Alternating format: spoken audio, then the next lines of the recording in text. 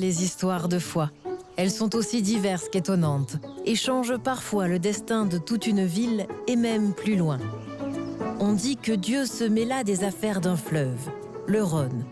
Dictant sa volonté à un jeune berger, il changea pour toujours le destin de cette capitale du bord de l'eau et offrit à Avignon une renommée internationale.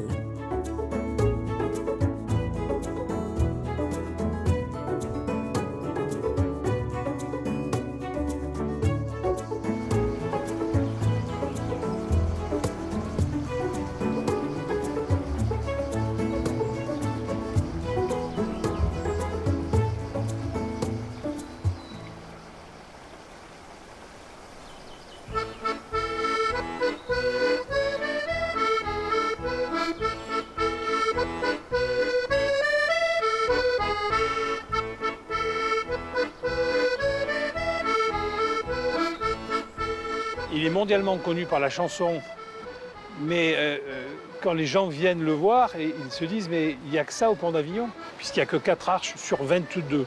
Et donc c'est souvent une déception. Donc c'est un pont moignon aujourd'hui, privé de toute destination, qui traverse partiellement un fleuve infidèle qui a changé de lit extrêmement souvent. Et pour arriver à une tour muette et je dirais autiste, qui ne dit rien de ce qu'elle était et qui est masquée par l'écran de verdure de la Bartholasse. Donc aujourd'hui, le pont d'Avignon, c'est presque une énigme.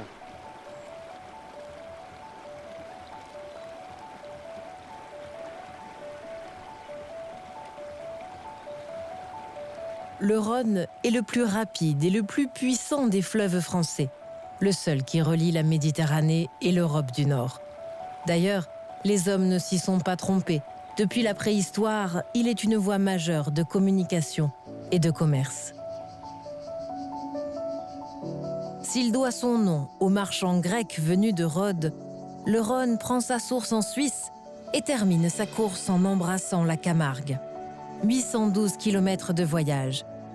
Mais c'est entre Alpilles et Cévennes, à quelques encablures du delta du Rhône, que la légende du pont d'Avignon s'est construite.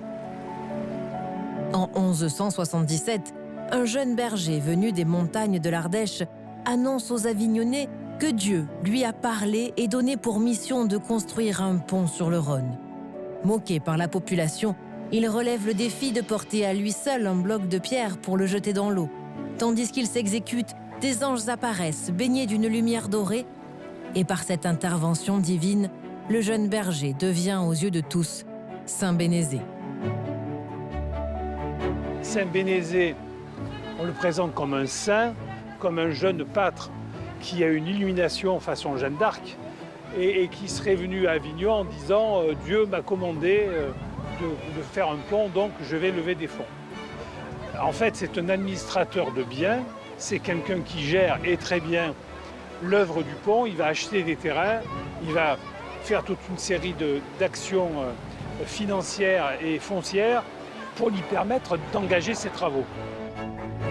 Selon la légende, le pont aurait été construit en seulement 7 ans.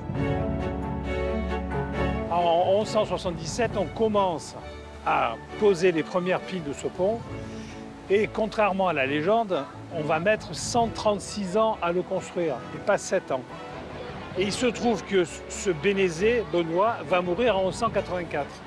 Alors instantanément, alors qu'il n'y a que 4 piles de pont, les Avignonnais décident tout de suite d'en faire un saint et de construire cette chapelle qui est ici.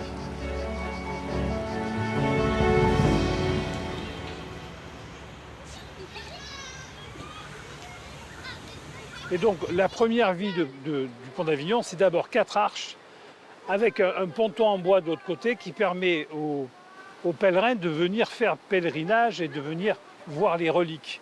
Parce que la grande affaire au Moyen-Âge, ce sont les reliques. Si vous avez des reliques d'un saint qui a une grande renommée, c'est la planche à billets qui fonctionne. On est vraiment là dans une gestion de flux, je dirais, de tourisme de reliques et qui permet de lever des fonds. Un pont qui ne mène nulle part, des touristes qui viennent nombreux. La première vie du pont d'Avignon ressemble à s'y méprendre à sa vie au XXIe siècle.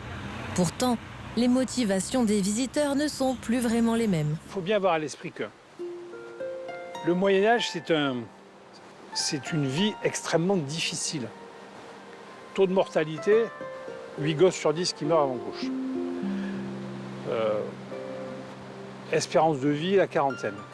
Les guerres avec les Anglais, et donc un rapport à la mort et difficulté de l'existence très fort. L'Église a le monopole de la gestion des biens du salut. Elle vous propose une assurance vie post-mortem. Bon comportement, on va au paradis. Et on a besoin de supermen, de X-men, qui sont des saints, des gens qui font des exploits extraordinaires, et qui sont nos saints patrons et qui sont là pour veiller sur nous. Alors Saint Bénézet, c'est un type extraordinaire. Il a des yeux au rayon X, il dit aux maçons, vous creusez là, vous allez trouver des pierres. Le type, il creuse 2 mètres et trouve des pierres, etc., etc.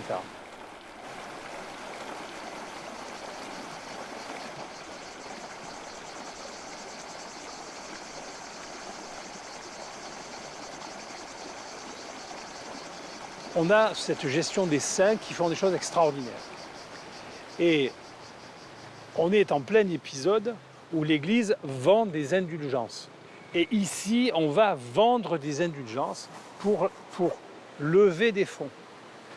Alors une indulgence, vous donnez de l'argent, on vous donne un papier qui vous dit, voilà, vous avez un coup de fil de 40 jours lorsque vous faites la queue au purgatoire. Et vous avez un pape qui vous dit, pas plus de 40 jours les gens, attention, pas plus de 40. Voilà. Donc il y a ce business, et on va même avoir des fausses indulgences, alors des courtiers qui partent dans la vallée du Rhône qui vendent tout et n'importe quoi. Donc il y a un gros trafic. L'Église elle a à la fois le monopole des connaissances et le monopole des biens du salut, mais elle répond à un besoin majeur qui est celui de la sécurité des âmes dans des épisodes où la vie est terriblement dure. À voir les vacanciers découvrir cet édifice audioguide en main, on se doute qu'il n'y a plus aujourd'hui de motivation religieuse à venir visiter ce pont. Mais d'ailleurs, s'il a débuté sa vie avec 4 arches, a-t-il seulement un jour traversé le Rhône ? À cette époque-là, il n'y a pas de passage, contrairement à ce qu'on pensait. On nous disait qu'il y avait un pont romain, mais il n'a jamais existé. Il y a simplement des bacs à trailles. Et donc, il faut pouvoir faire acheminer les marchandises et les gens d'une rive à l'autre. Le Rhône, à l'époque, est extrêmement tumultueux. C'est un fleuve qui n'est pas du tout maîtrisé. C'est une époque où il peut y avoir des inondations absolument dévastatrices. Donc, un fleuve compliqué qu'il va falloir traverser. L'entreprise semble complexe. Et pourtant, après la mort de Saint Bénézet, les Avignonnais continuent à mettre du cœur à l'ouvrage. On va poursuivre sur plus d'une centaine d'années la construction de ce pont, et qui a comme caractéristique d'avoir des arches très larges et d'avoir un arc surbaissé. On n'est pas dans l'arc en plein cintre, façon au pont du Gard, on est dans un arc, c'est un cercle dont on a pris la tranche supérieure, donc c'est un arc surbaissé. Donc un tablier assez fragile, et qu'on va conduire jusqu'à la tour Philippe-le-Bel. Voici donc l'extrémité gardoise du pont d'Avignon dans la commune de Villeneuve. En réalité, à l'époque de sa construction, la tour se situe dans le royaume de France, tandis qu'Avignon appartient au Saint-Empire romain germanique. D'un point de vue géopolitique, Avignon, c'est une tectonique des plaques. C'est-à-dire que le fleuve et la fracture entre le Saint-Empire romain germanique, dans lequel on a en plus l'enclave pontificale, et le royaume de France. Et entre ces deux-là, ça cogne, ça tire, ça bouge. Et si vous voulez, il y a une caisse de résonance mondiale à Avignon. Ce pont de pierre a donc traversé le fleuve avec pas moins de 22 arches. Mais cet édifice a connu de nombreux déchirements et les plaies ont dû être pansées. Au moment où on commence la construction du pont, les gens qui construisent sont des gens compétents et les techniques qu'ils développent sont adéquates. Le seul hic, c'est que, et là ça nous intéresse aujourd'hui, c'est qu'on a un changement climatique majeur. C'est exactement l'inverse d'aujourd'hui, ça s'appelle le petit âge de glace. En quelques dizaines d'années, le climat local semi-aride devient extrêmement froid, avec des hivers rudes qui couvrent le Rhône de glace pendant 6 mois. L'eau elle-même change la donne car les niveaux des nappes phréatiques remontent et fragilisent l'édifice qui voit régulièrement certaines de ses piles emportées par la puissance des flots. Il est sur des enrochements qui à l'époque étaient des islets de galets, et donc il fallait aller chercher des points de stabilité dans un Rhône qui était particulièrement mouvant. Ce qui fait d'ailleurs que quand on a reconstruit, il a fallu remettre des arcs de décharge, des ouïes, c'est-à-dire qui permettent de faire engouffrer le fleuve à travers les piles et ne pas les embarquer avec elles. Il a fallu ensuite, plus tard, réadapter la technique de construction du pont à ce nouveau régime. Et malheureusement, le fleuve embarque quelques sections. C'est alors que le pont s'avère être un véritable gouffre financier, malgré les financements par la charité et le péage. Ce qui est construit doit sans cesse être reconstruit, réparé. Ne devrait-on pas dire rafistolé? C'est du rabibochage, c'est-à-dire que quand vous avez une pile de pont qui tombe à cause des affouillements, c'est-à-dire des remous souterrains dus aux nappes phréatiques qui remontent, eh bien, on n'a pas le temps de refaire un ouvrage en pierre et donc on bricole avec des passerelles en bois. Et donc on a beaucoup d'images dans lesquelles on voit le pont en pierre avec des sections en bois.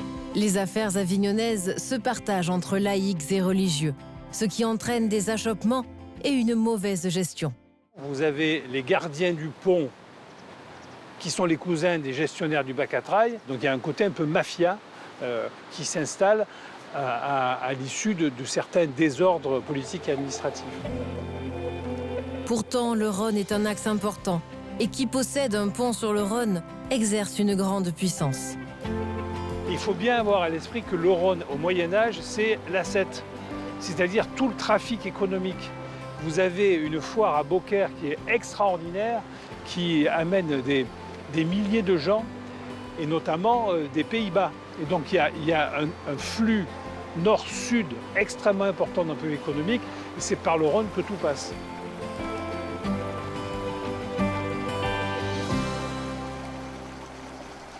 De cette histoire mouvementée, un projet transdisciplinaire numérique est né dans un véritable tour de force scientifique et institutionnel.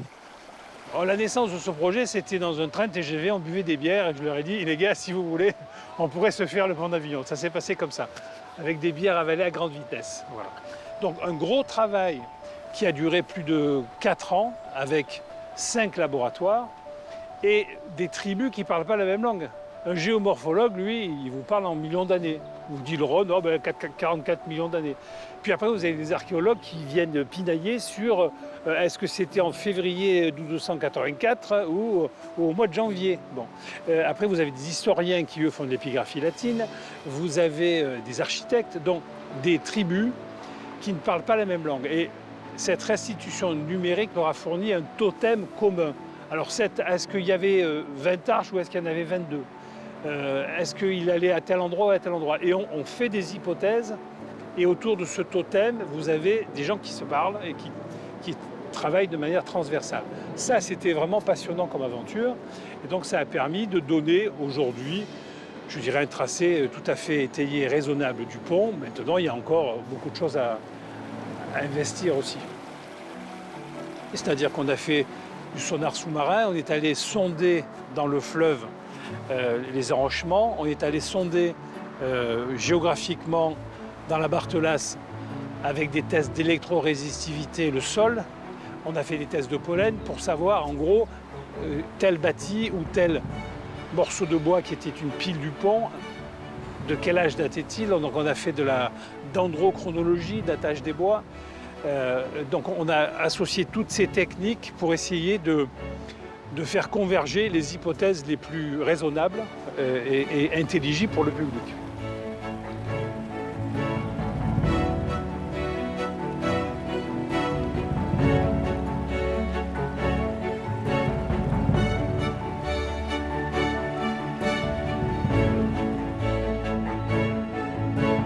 Le panorama offert par ce lacet du Rhône n'a que peu changé au fil des siècles. Les berges du fleuve ont évolué. Les islets Piau et de la Barthelasse ont fusionné, mais le promontoire rocheux, lui, est resté tout aussi majestueux. Nichée sur son sommet, la métropole Notre-Dame-des-Dons toise la plaine. Malgré sa Vierge dorée, elle se fait presque oublier tant son voisin, le Palais des Papes, en impose avec ses proportions monumentales. Souvent, on croit que Notre-Dame-des-Dons dépend du palais. C'est le palais qui dépend de Notre-Dame-des-Dons, puisqu'à l'origine, c'était le palais épiscopal qui est devenu le palais pontifical. Il est vrai qu'en entendant le nom de la métropole Notre-Dame-des-Dons, le visiteur s'attend à trouver un édifice impressionnant. Je citerai cette anecdote. Cette personne qui arrive, qui dirigeait un groupe culturel, qui arrive à Notre-Dame-des-Dons et qui me dit Monsieur le chanoine, mais où est l'église des papes? Je dis, mais vous y êtes? Mais non, c'est une chapelle. Je dis non, c'est l'archibasilique métropolitaine Notre-Dame-des-Dons d'Avignon. Mais son nom dit beaucoup, les bâtiments sont tout petits. Mais cette petite taille n'est pas un obstacle à la transmission de l'histoire et de la culture. Notre-Dame-des-Dons est cathédrale, puisqu'elle détient en son sein la cathèdre, le siège de l'évêque. Ici, c'est une pièce précieuse en marbre blanc sculpté qui a connu dans son histoire un avancement unique en devenant le Saint-Siège durant la période pontificale. D'où vient alors ce titre de métropole? Métropolis, au milieu de la cité. Elle est métropole, c'est-à-dire église d'un archevêque, depuis 1475, où le premier archevêque, c'était quand même le neveu du pape. 9 papes se sont succédés en Avignon, mais nous y reviendrons. Le nom de Notre-Dame-des-Dons, D-O-M-S, intrigue. Quelle est l'origine de ce mot unique et pourtant presque familier? On a pensé que Notre-Dame-des-Dons, le rocher des Dons, ça venait de la maison de l'évêque, des Domo Episcopali. C'est fort possible. Mais il y a une autre hypothèse qui séduit beaucoup d'historiens. La racine don viendrait de Dain. Verdun, Laudun, Châteaudun. Si vous voulez, le lieu en hauteur, le lieu qui domine. Effectivement, c'est l'espèce d'oppidum qui était là. Si vous voulez, permettait à la fois d'être en sécurité par rapport aux inondations du Rhône, de bien voir ce qui se passe comme les flux, les passages le long du Rhône. C'est une place commerciale ici à Avignon et on pouvait dominer. Et je pense que les premiers chrétiens, donc, qui ont établi l'ensemble épiscopal, ont bénéficié de tout ça. La légende de fondation de Notre-Dame-des-Dons rappelle qu'après la mort de Jésus, ses proches amis, chassés de Palestine, traversent la mer Méditerranée à bord d'une barque sans voile ni rame. Parmi les illustres voyageurs, Lazare, Marie-Madeleine et Marthe. Cette dernière remonte la vallée du Rhône, s'arrête à Tarascon, puis poursuit l'évangélisation de la Provence avant de se retirer dans une grotte du Rocher des Dons. Elle édifie elle-même un oratoire et transforme un temple dédié à Hercule en une église vouée à la Vierge Marie. Jusqu'en 1733, une plaque attestait de la venue de Marthe. Cette première église connaît un destin exceptionnel, à en croire la légende. En 325, l'empereur Constantin lui-même ordonne sa réédification. Puis, en 785, Charlemagne vient au secours de l'édifice détruit par les Sarrasins. À partir de 1111, semble-t-il, où on a posé déjà quelques éléments de la cathédrale actuelle, eh bien, on s'aperçoit qu'il y a un premier plan qui fait qu'on construit une nef très simple avec une abside. Et puis, avec l'arrivée des papes au XIVe siècle, eh bien, on va percer les murs gouttereaux et on va établir des chapelles. La première étant la chapelle du cardinal de Branca, donc au fond de Notre-Dame-des-Dons, et qui est marquée, on la voit bien lorsqu'on est sur la tribune, par l'apparition d'une voûte gothique, une voûte à berceau brisé, mais carrément gothique. Au début du XVIe siècle, il y a tellement d'ajouts que l'on va vouloir uniformiser, harmoniser la nef et on va mettre ces magnifiques ouvertures en anse de panier. Et puis au XVIIe siècle, donc il va y avoir une très très grande campagne de modernisation de l'église, avec la mise en place des tribunes, la construction de la chapelle de Notre-Dame-des-Dons, qui est une chapelle romaine ici à Avignon. Mais on ne saurait trop souligner entre Avignon, Altera Roma, et Roma, l'Urps, on ne saurait trop souligner les liens. La plupart de nos évêques étaient des Italiens.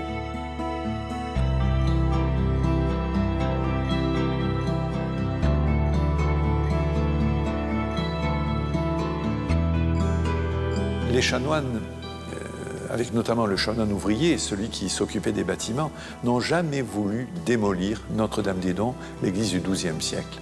Parce qu'il y avait cette légende qui disait que c'était le Seigneur lui-même qui avait consacré cet édifice et que par respect pour lui, eh bien, on ne démolirait jamais cette église. On l'a modifiée, on a par exemple enlevé l'abside du XIIe siècle pour donner une double abside au XVIIe siècle, quand, après le Concile de Trente, le culte s'est développé. Ce respect de la légende, de la consécration de Notre-Dame-des-Dons par le Seigneur lui-même, si vous voulez, s'inscrivait dans la liturgie. Et jusqu'à la Révolution française, l'archevêque d'Avignon ne célébrait pas la messe le jour de la dédicace, c'est-à-dire la consécration de l'Église, le 8 octobre, il ne célébrait pas la messe au maître-autel, par respect pour le Christ, mais il célébrait la messe en bas de l'autel, sur un petit autel portatif. Il faut s'y attarder pour la comprendre. Cathédrale métropolitaine, Notre-Dame-des-Dons ne se dévoile pas au premier abord, non. Ici, un bloc de pierre peut s'avérer être d'une grande importance. L'autel majeur, l'autel où les papes ont célébré la messe, l'autel qui est un grand reliquaire, puisqu'il contient les reliques de tous les saints liés à l'histoire du diocèse d'Avignon, pour montrer cette pérennité à travers le sens des reliques, montrer la pérennité de la prière du peuple chrétien, hier, aujourd'hui et demain. Eh bien, juste à côté de l'autel, sur l'orgue en bois doré, qui est un des chefs-d'œuvre de Notre-Dame-des-Dons, le roi David, avec sa harpe, qui chante les psaumes. Et je sais qu'un jour, j'ai reçu un groupe culturel et il y avait plusieurs membres donc, qui appartenaient au judaïsme. Et je dois dire que j'étais vraiment très heureux de les recevoir, de leur marquer du respect, parce que pour un chrétien, le judaïsme, excuse, mais c'est le berceau. Hein. Et je crois qu'eux ont été très touchés aussi de voir que l'ancêtre du Christ, mais le plus grand roi d'Israël, était là dans une église emblématique pour le christianisme. Cette église, en elle-même, est un résumé de l'histoire de l'Église, bien sûr sur le plan théologique, on pourra peut-être en dire un mot, mais aussi sur le plan des arts, vu que l'Église catholique et orthodoxe ont toujours utilisé les arts comme un moyen mis au service de l'annonce de la bonne nouvelle. En 1839, commande est passée par l'archevêque d'alors afin d'offrir à la métropole un décor peint. C'est Eugène de Véria, aussi appelé le Véronèse français, qui est choisi. Hélas, un tiers seulement des peintures seront réalisées, mais la beauté de l'œuvre éblouit encore aujourd'hui ceux qui la contemplent.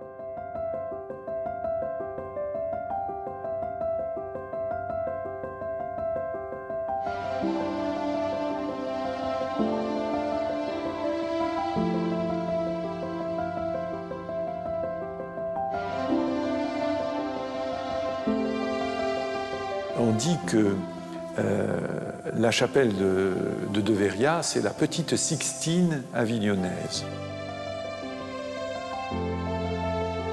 De Véria tombe malade durant le chantier. Il est envoyé dans le sud-ouest pour changer d'air et en profite pour peindre des tableaux monumentaux comme l'apparition du Sacré-Cœur.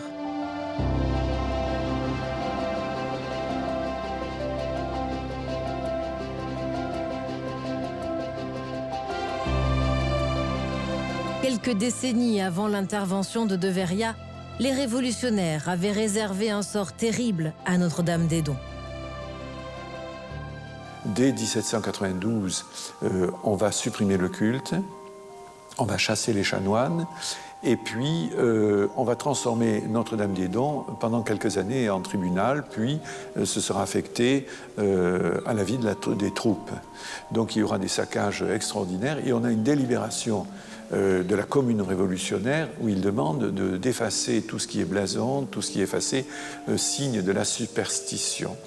Et malgré ces saccages innommables, hein, eh bien, il reste encore quelques épaves qui sont tout de même très très belles.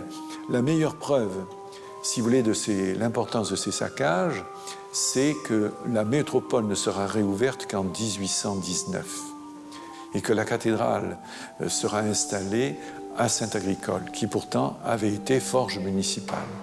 Donc, c'est vous dire l'état de l'église. Le cloître a été démoli, vendu pierre par pierre, les bâtiments canoniaux vont disparaître, il ne restera que les 4 murs de Notre-Dame-des-Dons. Mais il y a une telle conscience de l'importance spirituelle et de la valeur patrimoniale de ce bâtiment qu'on va tout faire pour la restaurer.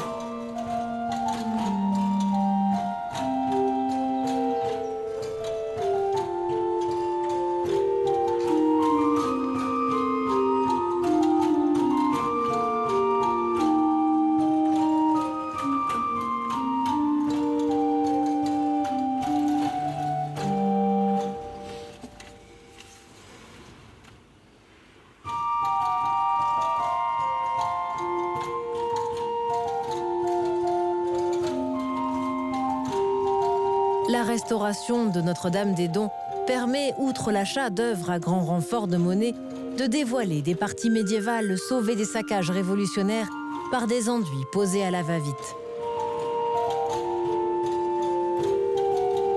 Aujourd'hui, ces traces des temps anciens permettent aux visiteurs une incursion dans le passé. À travers l'art religieux, c'est l'histoire de cette cathédrale qui se dévoile dans les nombreuses œuvres présentes. Vitraux préservés, tableaux de Reynaud le Vieux ou encore de Nicolas Mignard, ainsi que le cénotaphe de Benoît XII, viennent narrer les siècles qui nous ont précédés à tous ceux qui veulent bien découvrir les aventures de ce sommet de rocher.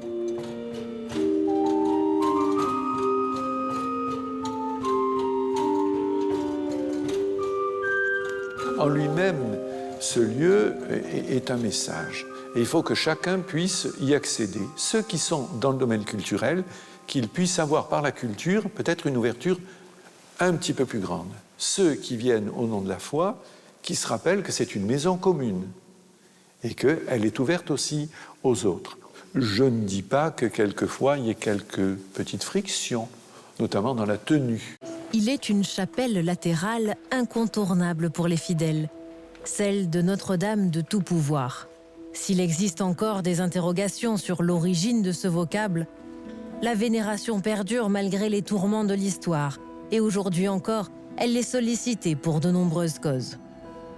Il y a tant à découvrir à Notre-Dame-des-Dons, et même au-delà de ce que le public peut voir. Il y a ici à Notre-Dame-des-Dons le trésor diocésain. Pratiquement tout est répertorié, classé, protégé. Mais on voudrait que ce trésor ne soit pas uniquement un musée.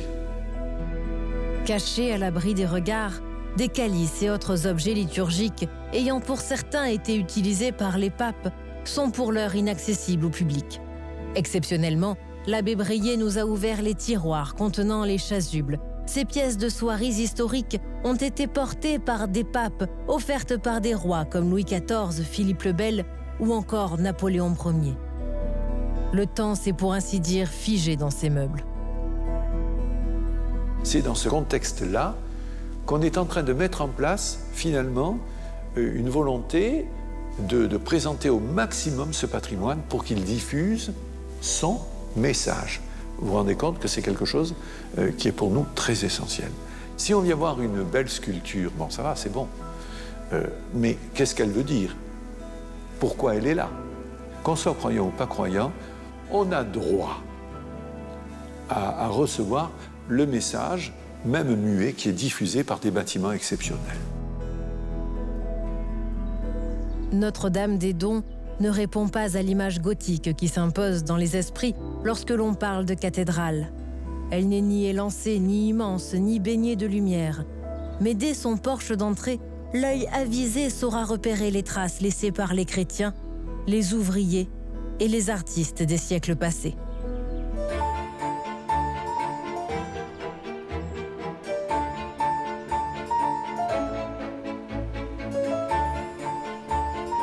Imposant voisin qui a l'élégance de laisser à la cathédrale l'honneur de se tenir plus près du ciel, le Palais des Papes est tout à la fois une prouesse architecturale, un édifice unique en son genre et un haut lieu pour les arts. On parle de Palais des Papes, et lorsqu'on le regarde et qu'on observe son architecture extérieure, effectivement, on a le sentiment d'être devant une très grande forteresse, d'être devant un château. Et d'ailleurs, aujourd'hui, les gens parlent très souvent d'aller visiter le château des papes. Donc c'est quand même révélateur de l'impression qu'il laisse quand on le voit de l'extérieur. Il faut quand même avoir à l'idée qu'au XIVe siècle, on ne connaît pas d'autres modes de construction.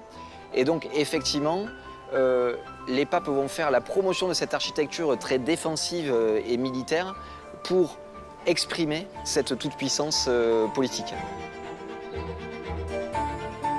Les papes arrivent à Avignon dans une situation qui est assez tourmentée. Ils sont en fait dans une situation de très grande insécurité qui les amène à prendre cette décision qui va s'imposer à eux de quitter Rome pendant plusieurs décennies. Et ils vont rejoindre progressivement Avignon au tout début du XIVe siècle et prendre possession du palais épiscopal qui jouxte la cathédrale, qui est donc ici au nord. Et ils vont installer un palais, le faire bâtir en moins de 20 ans, sous deux pontificats, celui de Benoît XII et de Clément VI. Ne pouvant rester en Italie, le choix des papes se tourne vers le seul territoire qui leur appartient au-delà des Alpes, le comtat venessin. Déjà au XIIIe siècle, les papes pratiquaient l'itinérance, mais Clément V, souverain pontife d'origine française, souhaite trouver de la stabilité. En se posant en Avignon, il inaugure une période de 70 années durant lesquelles 9 papes vont se succéder. Cette installation se dit provisoire, mais le troisième pape avignonnais, Benoît XII, ne peut plus se contenter du palais épiscopal et souhaite imposer sa puissance au monde par l'architecture. Sur une vingtaine d'années environ, et sous les deux pontificats de Benoît XII et Clément VI, on a un palais qui sort de terre et qui témoigne d'une ambition démesurée pour servir un pouvoir. On a tendance à opposer les deux palais, celui de Benoît XII et de Clément VI. Le palais de Benoît XII, au cœur duquel on se trouve ici, qu'on va qualifier d'assez austère, et le palais de Clément VI qui est beaucoup plus ouvragé, qui est beaucoup plus décoré. En fait, il faut appréhender l'œuvre de construction dans son ensemble et bien la mettre en rapport avec le contexte, dans la mesure où les papes ont besoin de légitimer leur installation à Avignon et de faire d'Avignon cette capitale de la chrétienté qu'ils ne peuvent pas installer à Rome pour des raisons politiques. Et donc tout l'effort de construction et cette démesure dans les dimensions colossales de ce palais sont là pour servir cette ambition. Pendant tout le XIVe siècle, Avignon, qui n'était pas destinée à devenir une ville de cette importance, va gagner ce statut de capitale.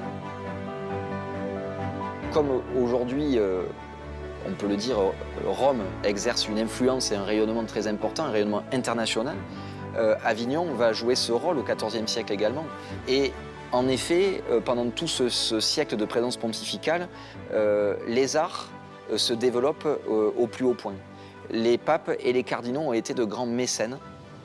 Avignon va notamment devenir une capitale pour la pratique de la musique polyphonique, du chant polyphonique également. Clément VI a fait bâtir également une nouvelle chapelle au sud du palais de ses prédécesseurs, parce qu'il a aussi pour ambition de faire d'Avignon une capitale de la pratique du chant polyphonique. Ce que l'on nomme ici chapelle est un écrin merveilleux, aujourd'hui dépouillé mais dont il est facile d'imaginer la splendeur. Elle fait une cinquantaine de mètres de long sur à peu près 15 mètres de large, donc environ 600 mètres carrés, et elle est d'une hauteur d'environ 20 mètres sous les voûtes. Donc on a un vaisseau qui est extrêmement important, qui est extrêmement imposant, et qui est voulu par Clément VI pour donner un cadre encore plus solennel aux grandes cérémonies religieuses qui vont se développer à la cour, mais aussi pour donner le cadre le plus adapté, le cadre architectural le plus adapté à cette pratique du chant polyphonique qui gagne l'Europe à cette époque-là et dont Clément VI et les membres de la cour vont être des grands développeurs. La main harmonique, un ensemble de musiciens passionnés, a ressuscité les chants des offices à l'époque de Clément VI. Un travail de précision et de finesse.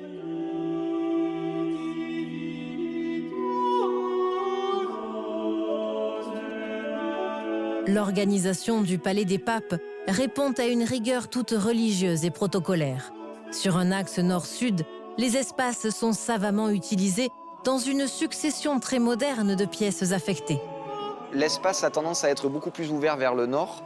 Les espaces où on va retrouver le public, entre guillemets, qui est un public de cour, se retrouvent au nord. Et plus on va aller vers le sud et la tour du pape, plus on va se retrouver vers les lieux de la vie privée, de la vie intime du souverain pontife. À l'étage, vous avez effectivement la chambre du pape, qui est donc le lieu de la vie très privée du pape, qui il peut y recevoir en audience privée, mais c'est vraiment à sa discrétion. Et puis ensuite, on va se retrouver dans la chambre de parement, qui est un espace semi-public, semi-privé, où le pape pourra également recevoir en audience privée s'il le souhaite. On est dans une forme d'antichambre. Et immédiatement à côté, on va avoir la salle du Grand Tinel, qui elle est la salle des grands banquets pontificaux, et où là le pape effectivement va recevoir régulièrement avec un déploiement de faste très important. La salle du Grand Tinel, c'est sans doute l'une des salles les plus importantes de ce palais. Elle a des dimensions très, très importantes. Elle est faite donc pour recevoir les membres de la cour et les hauts dignitaires. Tout est en rapport avec le faste pontifical, c'est-à-dire que vous avez le cadre, la salle du Grand Tinel elle-même qui était ornée de peintures. On le sait grâce à la documentation écrite et les registres de comptes de la Chambre apostolique, qui sont des documents d'ordre comptable. On sait qu'il y avait un lambris avec une voûte céleste reconstituée, c'est-à-dire composée de toiles enduites de bleu avec une constellation d'étoiles d'or. Donc il y a un déploiement de faste au niveau du cadre qui est très important et qu'on va retrouver également sur les tables qui sont disposées le long des murs. Lorsque le pape reçoit ses convives, les arts de la table vont se mettre en parallèle avec les arts qui se développent sur les murs et qui vont donc constituer un cadre extrêmement fastueux pour les banquets pontificaux. Et d'ailleurs, on a fait le reproche à cette époque au pape ayant régné à Avignon, ce déploiement de faste. Des somptueuses peintures qui ornaient la salle du Grand Tinel, il ne reste rien. Mais deux petites chapelles réservées à l'usage exclusif du pape donnent encore à voir les fresques commandées à Matteo Giovannetti. La chapelle Saint-Martial, effectivement, mais aussi la chapelle Saint-Jean, donne un indice de l'ambition qui a été donnée à la décoration peinte promue par Clément VI et au statut particulier qu'il a donné à ce peintre italien Matteo Giovannetti. Lorsque les papes en ont l'opportunité, ils retournent à Rome. Rome aura la sagesse de nommer des légats qui vont s'occuper, qui vont faire le lien avec Rome. Pour continuer à administrer ce palais et administrer ce territoire qui leur appartient.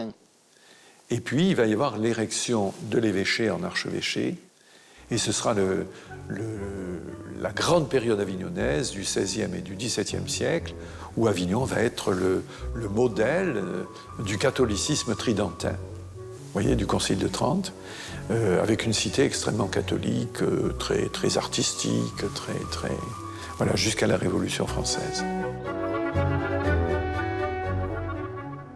À la Révolution française, le contexte est assez violent à Avignon et le palais va développer une image de lieu assez sinistre, lieu de massacre. Il y a notamment le fameux massacre de la Glacière, symbole de la puissance de l'Église.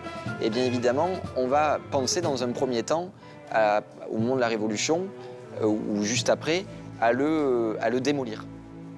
Et la masse architecturale à laquelle il faut se confronter fait qu'on ne met pas à exécution ce projet et le palais va être réaffecté. Alors la partie dans laquelle on se trouve ici, au nord complètement, a été transformée en prison à l'époque de la Révolution. Et à partir du début du 19e siècle et surtout de la période napoléonienne, on va transformer toute la partie sud du palais en caserne militaire. Et ça va durer pendant quasiment un siècle. C'est-à-dire que les militaires sont restés bien plus longtemps dans ce palais que les papes eux-mêmes. C'est le paradoxe.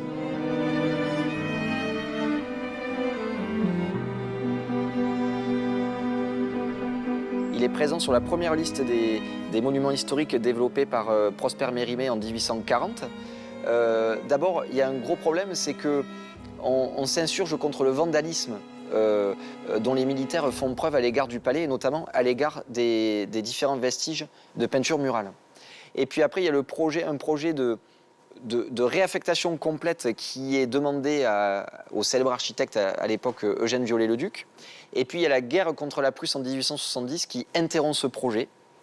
Et les tractations vont se développer pendant toute la fin du 19e siècle pour qu'on arrive enfin à faire partir l'armée de ce palais. Et après, toute la problématique a été de le restaurer, et de le restaurer en fonction des connaissances acquises sur ce bâtiment et dans une volonté de ne pas trop extrapoler et de ne pas trop surinterpréter. Depuis la démilitarisation, des campagnes de restauration du palais se sont succédées, sans chercher à le remettre dans son état du Moyen-Âge, mais en minimisant les constructions militaires. Les rares toiles qui ont pu parvenir jusqu'à nos jours sont soigneusement conservées, et il y a quelques années, elles ont pu être restaurées en public. On est resté pendant plusieurs mois installés au-dessus de l'entrée principale du Palais des Papes. On avait notre atelier là, c'était complètement incroyable. Alors le but du jeu était quand même de faire un chantier didactique et où on devait expliquer au public ce que nous faisions. On avait quand même 2000 personnes par jour qui passaient. Là, c'était vraiment un chantier qui était plus axé de conservation curative et préventive, donc traitement d'urgence. Donc on a fait beaucoup de dépoussiérage, des choses qui ne se voient pas forcément à l'œil nu comme ça. On se sent important parce qu'on sait qu'on a été un maillon à un moment donné qui fait que l'œuvre va être pérennisée encore quelques années. Ouais, on est un peu dans l'ombre de l'histoire aussi. Le palais continue à attirer énormément de monde. Il attirait énormément de monde au XIVe siècle. Aujourd'hui, c'est plus du tout la même population. C'est une population de touristes. Effectivement, le palais aujourd'hui accueille environ 650 000 personnes à l'année. Des visiteurs qui découvrent avec étonnement la taille des lieux et qui ont le privilège d'en voir un peu plus avec les tablettes et ainsi avoir accès aux reconstitutions numériques en réalité augmentée. Récemment, le Jardin des Papes a été réhabilité et offre une promenade odorante en contrebas de ce mastodonte de pierre. Depuis 1947, Avignon se positionne aussi comme une capitale du théâtre grâce à Jean Vilar, qui fait de la cour d'honneur du palais l'écrin de ses créations. Un festival qui revient chaque année au mois de juillet pour le bonheur des amateurs et des passionnés. Le palais n'est plus un lieu de foi, même s'il reste l'emblème des souverains qui l'ont occupé, c'est-à-dire les papes. Par leur présence, ils ont apporté à Avignon et sa région un essor économique et une renommée mondiale, tant au niveau de l'art que des vins. Dieu et le Rhône ont forgé cette ville de caractère qui aime narrer ses histoires de foi.